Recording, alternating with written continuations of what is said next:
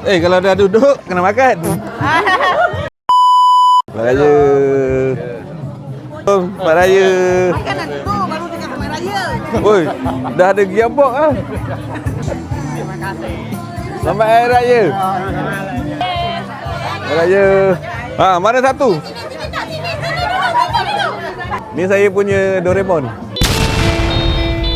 Cukup kaki tangan tak? Alhamdulillah setakat ni. Masih cukup kaki tangan? Tak cukup, saya bantu. Ya Rasul, salam alaika. Saya percaya Parik Kasim ini kalau diberikan tugasan apa pun, insyaAllah akan menjadi juga. Tahun ini kita rayasakan di kawasan kita. Cumanya dalam menyambut raya itu juga jangan lupa komponen-komponen penting.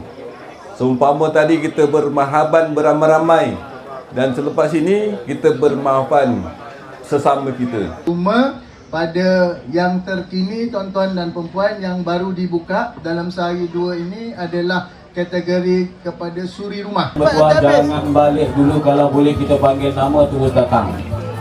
Panggil nama ada, panggil nama ada. Apa yang kita nak sebenarnya.